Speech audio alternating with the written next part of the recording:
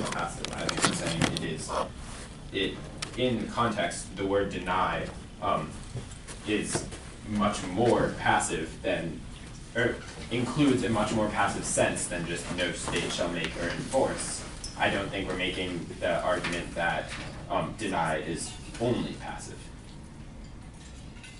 So can you, because you say that that the amendment makes a distinction saying that no state shall make or enforce any law which shall abridge the privileges or immunities, but that's not the same as denying equal protection. That's about privileges or immunities, which isn't actually exactly the same as equal protection. So you sort of want a distinction between making or enforcing and having to do with equal protection, and then denying an equal protection. But what you have is making or enforcing a law which shall abridge privileges or immunities. You could also make the case that this is an active denial of equal protection because train car operators are here acting, in this case, acting as agents of the state, and their actions are thus state actions, seeing as they are carrying out state-sanctioned authority given to them by this law. Which is, by the civil rights case of 1883, it is a separate category of regulation from a private citizen. We'd also argue that, even though you bring a good point, that on a level of like formal logic, passive denial is not the same as, or active, inaction is not the same as active denial.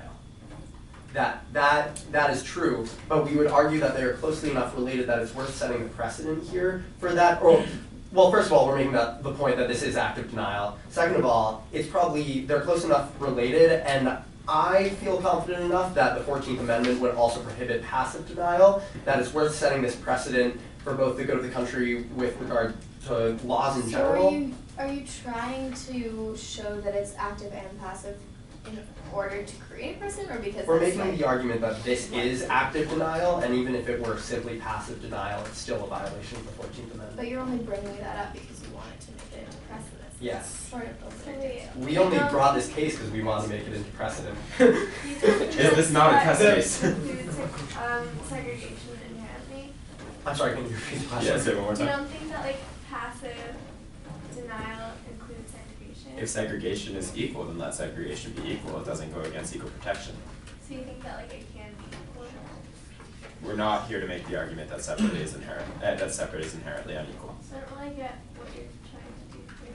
We're saying that in this instance of segregation, what is going on is unequal. So it's not that the segregation itself is inherently unequal, it's that the way it's being practiced is unequal. If the train cars had equal conditions and the law was being practiced equally, we would not have an issue. Why is that why is this instance different? Well, the evidence we were talking about before, that there's flagrant inequality on these train cars between black spaces and white spaces. If I don't get like what would passive look like? Passive looks like the state having these laws that the train cars must be equal, and saying, you know what, there are these blatant violations, but we don't want to enforce our own law. So they don't need. Why is that not active? If they literally said out loud, we're not going to enforce our own law, then fine. No, that wouldn't be active either. Fine. Passive denial is in effect, here they are refusing to provide equal protection.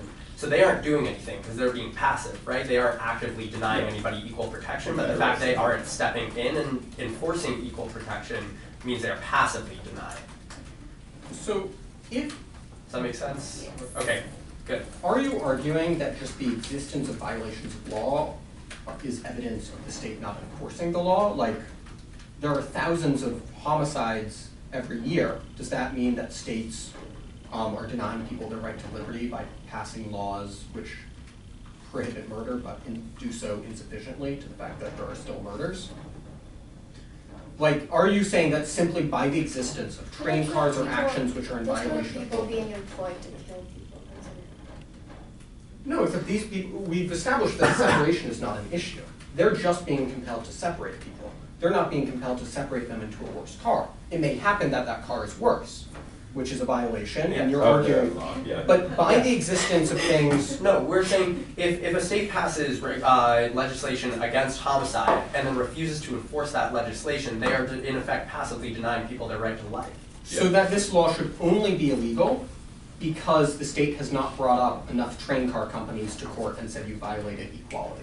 Well, I mean, we also make the case that the train cars as an extension of the state are violating it. We also aren't the Also- first people to get cited. Except the Yik-Wo sets a precedent for a law being unconstitutional because of the way it's being practiced.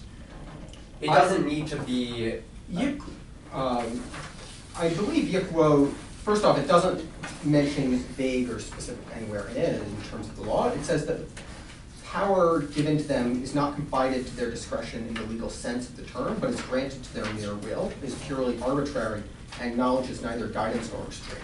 While it's true that evidence of inequality was admitted to the case, what it highlights is the issue with the law in question was the arbitrary nature of the language. And Is how there, it was bestowed. by not having language that defines equality, don't the public officers who get to choose what is equal essentially have Except- unchecked power?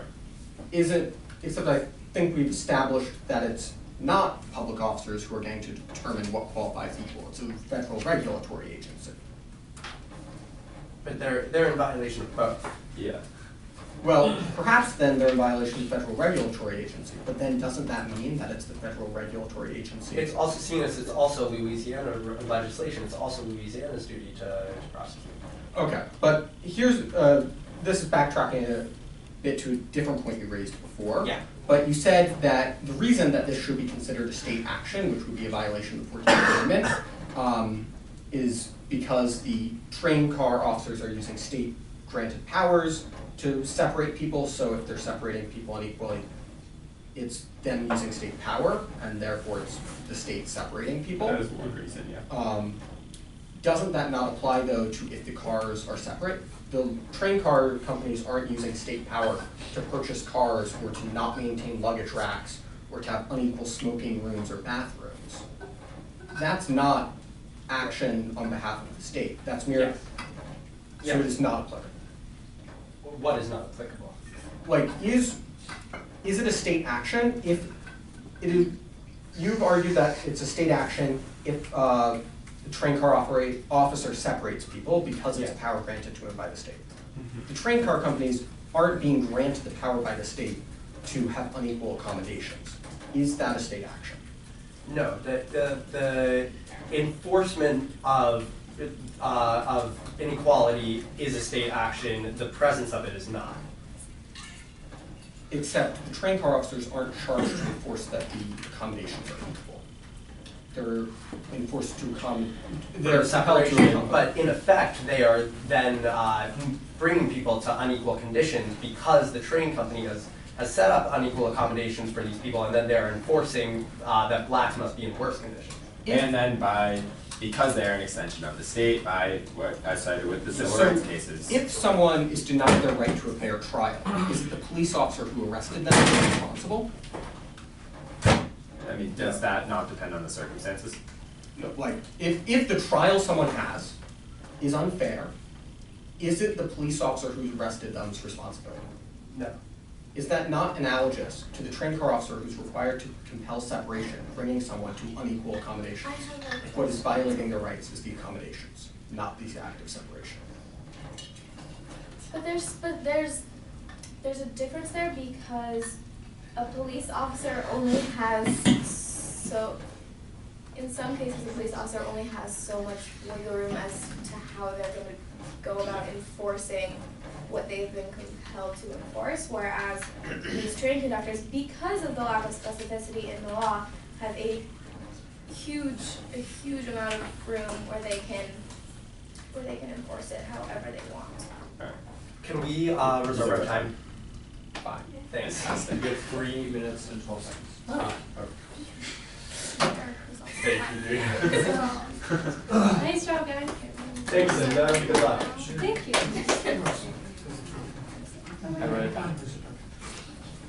All right. So, a little bit of a note, That camera was not recording for the I think first. I think it was recording. I think we just stopped it from recording at some point. It definitely wasn't because it didn't say recording on screen. But No, but I think it might not, because I don't think it says anymore. I think it goes away after. Yeah. Because all the heads up display goes away after a while. It was recording, then There there's might a bit be where it wasn't recording. there might be a couple of minutes in there where it wasn't And recording. possibly we turned it off and corrupted it. That would So be we'll see what happens. Are you guys ready? Probably Yes. got all like. Wait. Shh. Why are you so scared of invisible? Do you Okay. remember what aspect was down? Oh yeah. Oh yeah. Is that Oh what yeah. they actually say? Yes. Yeah. Oh yeah. Ready? So, but that's what the Five, player was for. 4, 3, 2, 1, Oh go. yeah. Justices and may it please the court. If the federal government is unable or refuses to protect its citizens from race riots and fighting, it is the constitutional right of the state and or local government to use police power for the public good. Throughout United States history, black people have been targeted unfairly as the victims of slavery, black codes, sharecropping, convict policing, and now race riots and lynchings. The respondents have three main arguments. One, it is the opinion of this legal team that the only way to protect all citizens is by separating the races from each other. Two, the law sets clear standards and specifications for both separate and equal, and thus is not arbitrary in nature. And three, this law's clear specification in regard to the punishment for people as well as railroad companies in violation of this law ensures for fair practice. Thus, we believe that this law is not unconstitutional. Okay, if this right is for the good and safety of the black people, then why are black nannies allowed onto the white cars? I can Okay. answer this one. So like, nice. Like obviously like looking at like the precedent case of Mount Illinois, that case like came up after there was just so much like fighting between the races. So U.S. v. Crookshank. Thank you. But like it's just very clear that having like the masses all together is just not going to be safe for either people. You do raising a point that the nannies are a different scenario as they are allowed in the white cars. But like that is still a majority of people who are separated, and even though it's not a perfect scenario. How can you restrict everyone because of one? Like you can't say. It's not just because of one case. That's just No. But you're saying only nannies are allowed in, and you're defining everyone that is not a nanny as dangerous and like. I mean, we're not defining all, people of color as dangerous. We're just saying that they have been targeted and they have been victims of race riots in cases where. So do they not places have of the public- potential to have the same kind of relationship as the nannies? Or- Why are they automatically considered to be either in danger or dangerous, whereas like why are they immediately put in that category, whereas instead of immediately put in the other category, then proven the other way? I think that I think the reason for the nannies is that as we would hope that like white parents care enough about their children that it's okay for the races to mix in that instant because they're like the nannies are taking care of white children, and I would hope that every parent would not want their children involved in violence unless that's likely.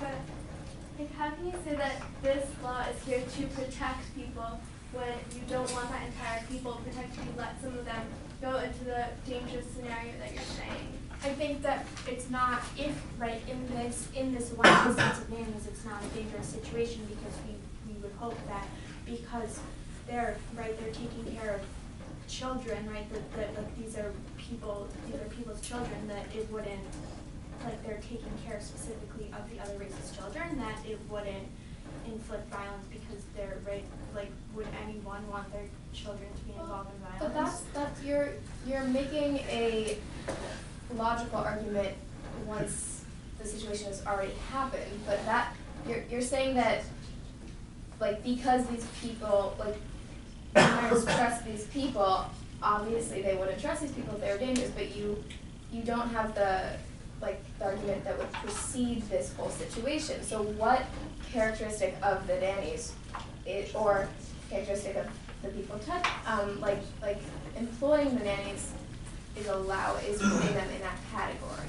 I think that it's a balance. I think that like the situation of like minimal integration by sending the black nannies into the white cars, and also the situation of having these children be alone in the train cars, neither of these situations are great, but it is more safe to have these children be accompanied by people who work with them than it is to have them going there alone. If the only problem is protecting the people who were formerly enslaved, It's not just about protecting It's about protecting people, it's everyone. about protecting everyone. It's not right.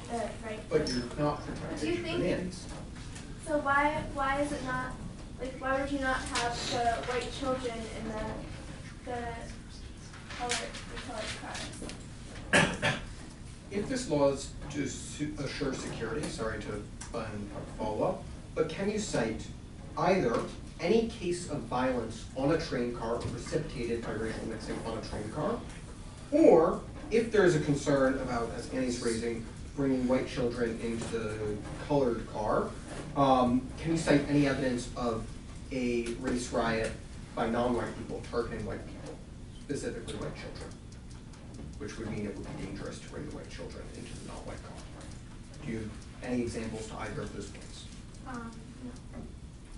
If you think that white people who are like, do you think that white people would be less likely to assault a black woman, like a black adult woman? Do you think that they'd be less likely to assault her than a black person would be to assault a child? Like, do you think that they would do that? If you are making the argument that that wouldn't happen to a nanny, why do you think that would happen to a child? I think that our argument isn't necessarily that it wouldn't happen to a nanny. Our argument is that it is lesser of two evils to have like a nanny in this situation than it is to have the children be in I danger. didn't understand. It's like, you think that like it's more likely that a child would be in danger in the black car than an adult would be in the. I don't think I'm being rash in saying that the ultimate protection is of children in general, not necessarily white children, but of the children. So if you're putting the safety of one group over another, that's also not great either.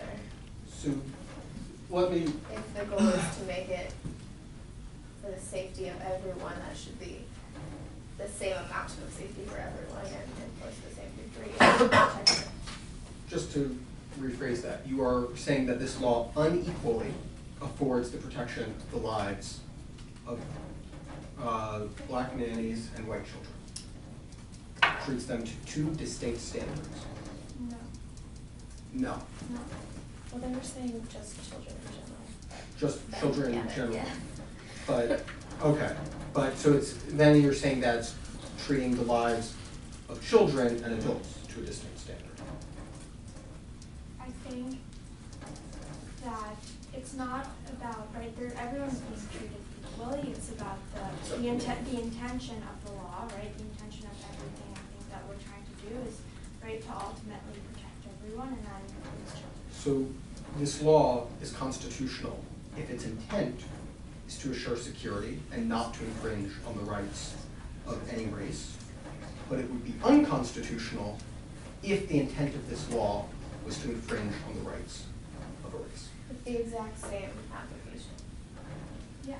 Okay, so if we come to the conclusion, based off of evidence presented here, that the intent of the Louisiana State Legislature in passing this law was to impose racial segregation for reasons other than their deep concern about the dangers faced by black commuters, it would be an unconstitutional violation of the 14th Amendment. If that was the case, it would be unconstitutional, but that's not the case. It is for the safety of all the people.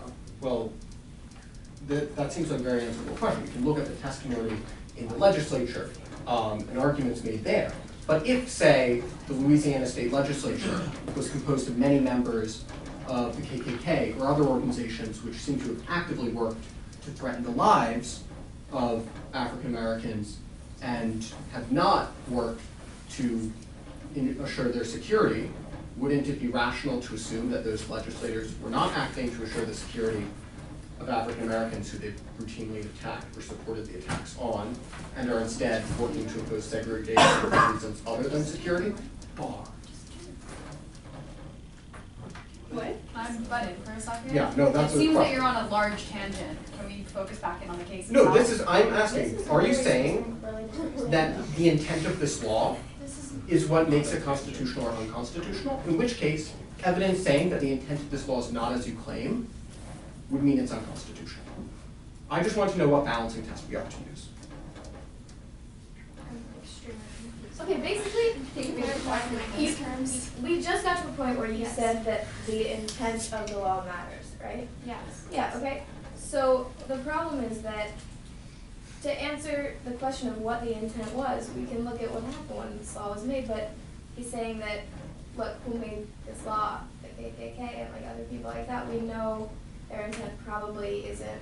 Yes, you can make the argument as someone that is not them, that the intent could have been something a lot more pure and about the safety and the protection of children and sure nannies also. But if making that argument gets you to the point that intent matters, the intent of it's not the intent of you, it's the intent of the people who made the law, and they did not have the same intent.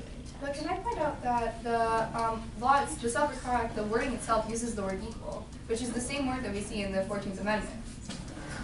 So like, in the 14th Amendment, we're assuming was made with good intention, so can that not carry over to the Separate Car Act? Except in, like, I used the word the, and I do not have the same intent as you recently used the word the. Can I butt in for a second?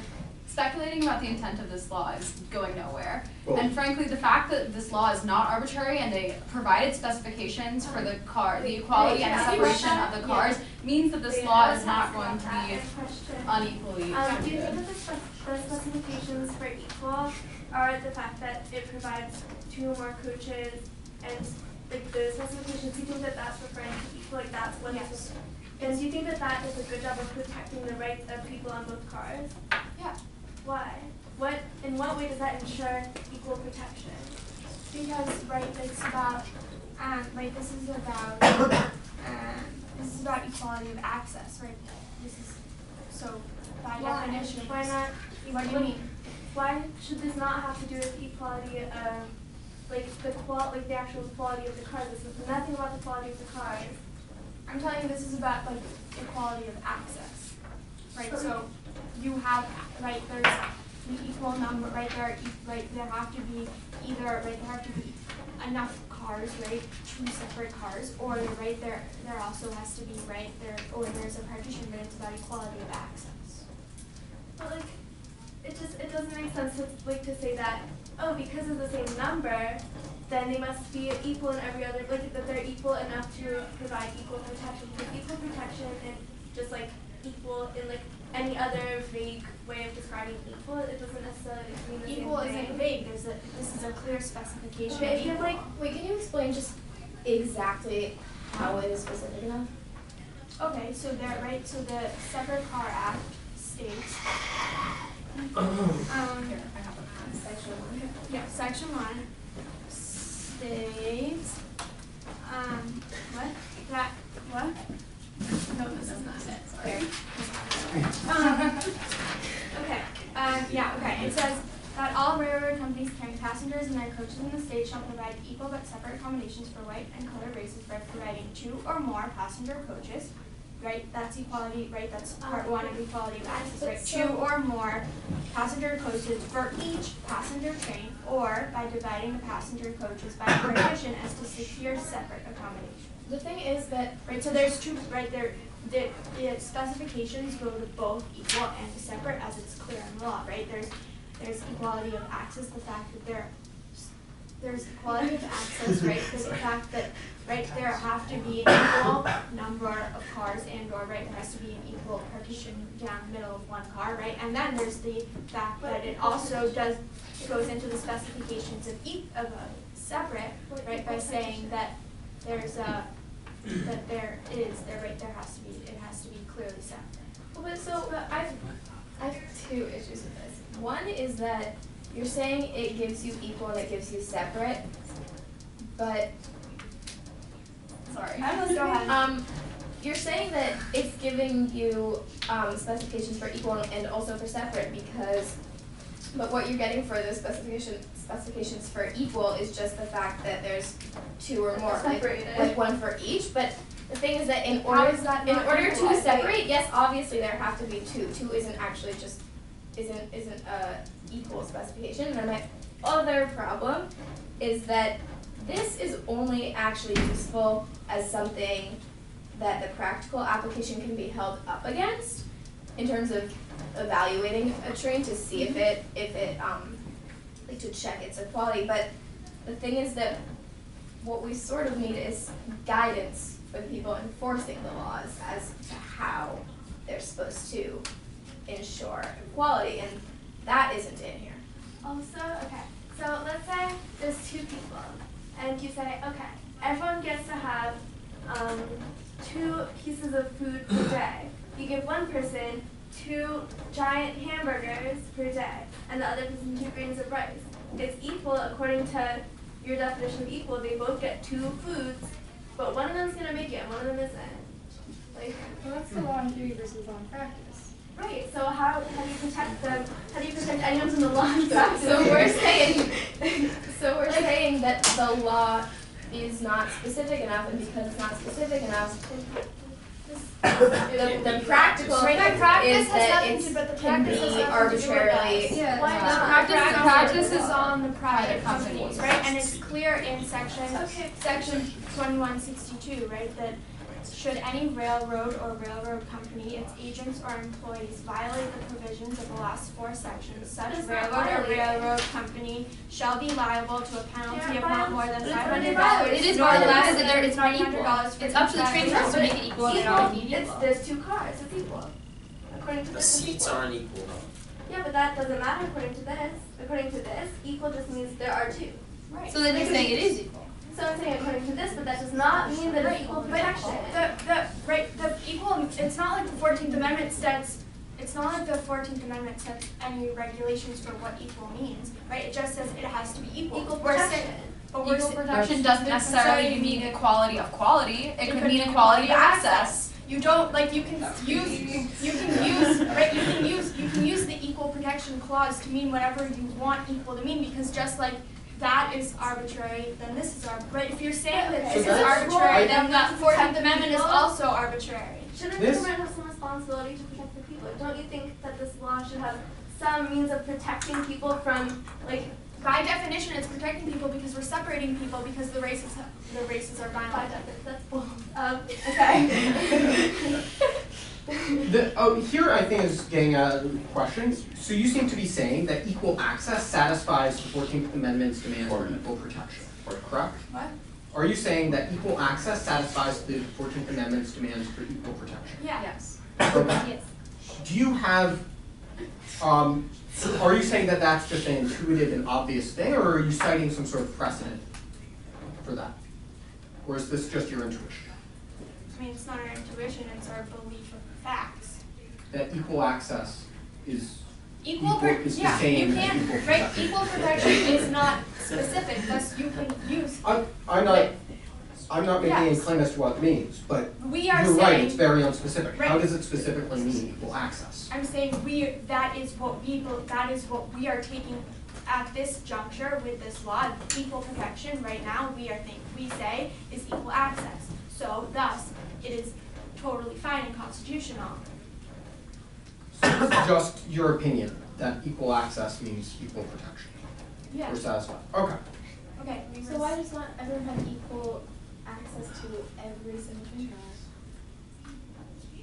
Like why? They have access to train cars. Yeah, but But they they don't have all access them. to first class bathrooms. We're talking specifically about trainers. If white people have full access to the white train cars and also the black train cars that they They use don't. for smoking, then They don't access to the color. That's not said that, That's Some of illegal. the accommodations are safe. okay, it's illegal, it happens. But that's the responsibility Like, of the train car. the And it's comment clear that that earlier. when section That's 2162 that right that should any railroad or railroad company, its agents or employees violate the provisions, then it is right. Then they're liable, and with that we reserve our time.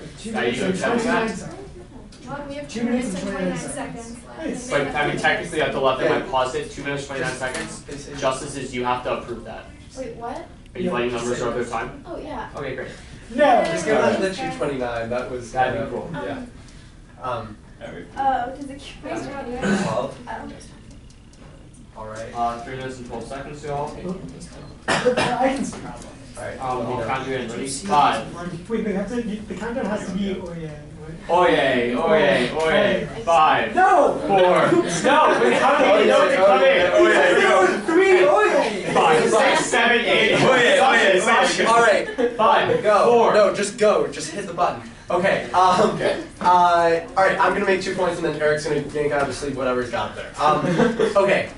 The two things they talk about specifying what equality means in the law. I'd like to argue against both. The one is that saying that things are, the provisions for separate are also provisions for equality because of equal access. I will concede is fair, but not nearly sufficient to make this law not arbitrary. The fact that there needs to be cars for both is certainly part of equality, but it's the most baseline part. It does not talk about quality or anything on top of that at all, which is somewhat ludicrous. Though, of course, if you interpret the 14th Amendment to be equality of access, then that's up to you guys. But I would strongly assert that equal protection is far more than just having a train car. Secondly, saying that the 14th Amendment uses the word equal, and that means that the use of the same word equal in this law makes it not arbitrary, is also, I think, not fair, seeing as it is the duty of the law. First of all, saying that if equal is arbitrary in the Constitution, then there's no debate about whether the Constitution isn't under obligation to be not arbitrary, but the law is, and the law is also, it is the duty of the law to flesh out the Constitution, make specifications for what equal protection means and how to carry that out. And so it's unfair here to say that because you use the diction of the 14th Amendment that this law is thus fair because it doesn't do anything in fleshing out the 14th Amendment. Question. Yeah. Do you believe that this law can't be further clarified by any executive or regulatory agency? I think it should be further clarified by any. So if it is, then it's constitutional. If the state of Louisiana has regulatory bodies, or the federal government has regulatory bodies capable of defining this law, it is not constitutional because the practice is still against the law and the lack of okay, enforcement. but then like with the Roe v. Hopkins, it would be an issue with the specific ordinances being issued, not with the fact that the California legislature allows people to regulate buildings. Yes, I think the federal interstate commerce thing makes it somewhat less arbitrary, though I think their arguments are still, they weren't arguing for that. I think they're still hard to defend. And returning to equality of access as meaning equal protection, in one case where, a precedent case where equal protection was used to strike down an action, Stroud versus West Virginia, all African American and white people had access to applying to be on the jury. Only white people were accepted. Equality of access does not mean equality in practice. Okay. You guys have Any last questions? What sort of they were getting at is whose fault is that? Is that the law or is that the enforcers? And if so, how can we attack the law? Well, if Jacob's saying that the law isn't indeed arbitrary, does lay out specifications, then it would be the fault of the people enforcing the law or of the train companies who are responsible for equality. Thank you and good night. Because we've got 2 minutes and 30 seconds. Oh, yes, I think we're going now. Wait. Yeah, 229? I'm giving him 230 because Screw you, I want fine. 229. This is blatant bias. That is unequal protection. 229. Are you guys ready? It's oye, oye, oye, goye. No, you can't say it 4 times. You Oye, oye, you go. say oye 3 Oyez, oyez, oyez, go. You can say oyez. Agreed. That's so dumb. Alright, we're doing it. Ready? Because this has been a point of controversy, there are going to be 3 oyez and then go. Go, you make sure. This is on the third oye, you go. It's such a thing. No, that's unconstitutional. Oyez, oyez, oyez, start? Yeah. Okay. Ready? No, he's gonna say no after that. You can't. I'm a oyez, oyez for the go. You can start. Ready? Oyez, oyez, oyez. Guys, just go. Okay. The argument made by Ben is that this law is not constitutional because of the practical application of the law. But our argument is that it doesn't matter if the practical application of the law is unconstitutional because that's not the state. That is the private companies being the train cars, which are not owned by the state, are not owned by the federal government, and thus have right to do whatever they want in their trains. And there is provision. Because of what we stated earlier, section 2162 that. Is it not the responsibility of the city to enforce their own law? Well, that's up to police power. First of all, we do there's clear punishment for violations of both the people who violate this law and the train companies, right? I thought you said it's just not the state's law. No, the practical application being how the trains, fix up their train cars. That's not the state's fault or the law's fault. But no way for the state to say, oh no, these aren't equal. Yes, there is. Right. There are provisions in the law There's that. a way if it's one car, yeah. Right. There's. But we said equality means equality of access. So so if there's no equality of access, then there are clear section 2162 clearly states that there are punishments for the railroad companies breaking the law. And if equality is equality of access, then there's both. Yeah, equality is equality of access. So should any railroad companies violate this law, they have to pay a penalty. Right? And I think in conclusion, we should this law is not arbitrary, clearly, and that this is all in all in protection of our citizens, as it is important for the state to protect all its citizens. You still have 20 seconds. Well, then, Are there any other questions? Oh. This is just to clarify on your equal access. Take it speedy because we have 10 Okay. seconds. If your point rests on equal access, would it be that if equal protection is not defined as equal access in substantial legal precedence, you are wrong? Oh, yay, great ending. Good answer. See, they couldn't even answer your question. Well, to be fair, I ran out of time asking someone a question before just enough to this. Thanks. God. Everyone say goodbye to Mr. Khan. Bye, Okay. Bye, yeah. Bye, Yoni.